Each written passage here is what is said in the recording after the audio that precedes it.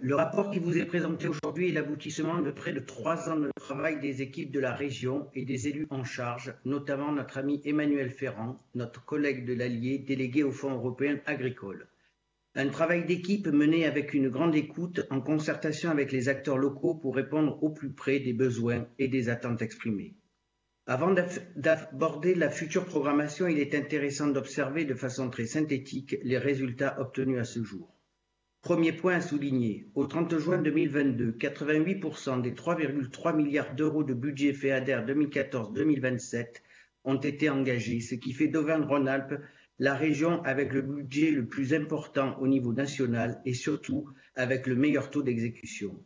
Deuxième point à souligner, plus de 14 000 projets d'investissement ont été soutenus pour aider les exploitations agricoles à se mobiliser, à diversifier leurs revenus ou à se protéger contre les aléas climatiques.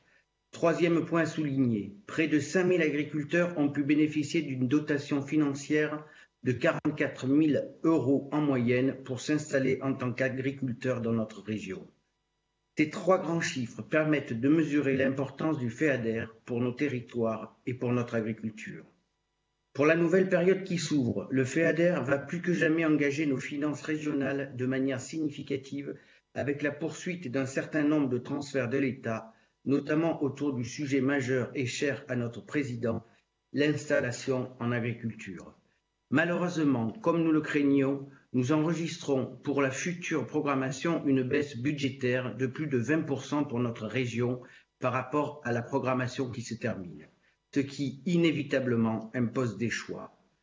D'autant que la direction régionale de l'agriculture verra dans les prochains mois l'arrivée de plusieurs dizaines de nouveaux agents issus des directions départementales de l'agriculture de tous les départements d'Auvergne-Rhône-Alpes. Ce challenge humain que nous devons réussir au service de nos agriculteurs et acteurs de la ruralité va également peser sur les budgets. Il faudra donc faire preuve d'ingéniosité, de rigueur et prioriser nos interventions pour accompagner et aider les acteurs du monde agricole, alimentaire et forestier. Avec près de 200 millions d'euros par an de FEADER et de contrepartie publique nationale, le budget agricole d'Auvergne-Rhône-Alpes restera néanmoins le plus important de France.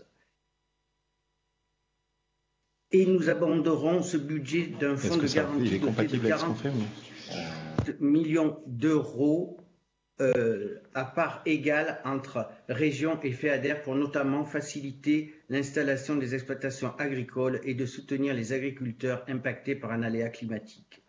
En juillet 2020, notre Assemblée a décidé de 6 grandes priorités du programme FEADER 2023-2027.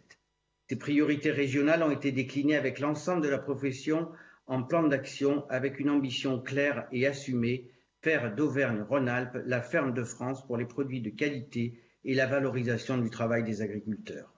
Priorité 1, assurer l'installation d'une nouvelle génération d'agriculteurs avec la DJA, dotation jeunes agriculteurs, la plus forte de France.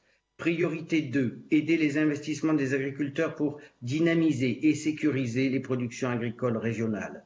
Priorité numéro 3, relocaliser nos productions alimentaires régionales. Priorité numéro 4, continuer de valoriser la forêt pour remplacer les importations de bois.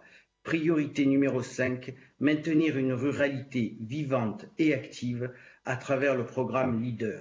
Priorité numéro 6, développer l'innovation pour répondre aux défis de demain, qualité des produits, performance et adaptation au changement climatique. Enfin, dernier point important à souligner, cette nouvelle programmation FEADER marquera un changement de taille, la simplification administrative. Souvent demandée, rarement réalisée, ici en Auvergne-Rhône-Alpes, nous allons proposer à nos bénéficiaires des démarches plus simples et rapides avec une dématérialisation complète afin de permettre aux porteurs de projets un allègement des contraintes administratives tout en veillant naturellement au respect des règles et stratégies européennes. En renouvelant devant vous, ici, notre reconnaissance à toutes celles et tous ceux qui ont œuvré pour préparer cette nouvelle programmation FEADER 2023-2027, je vous invite, chers collègues, à voter pour ce rapport.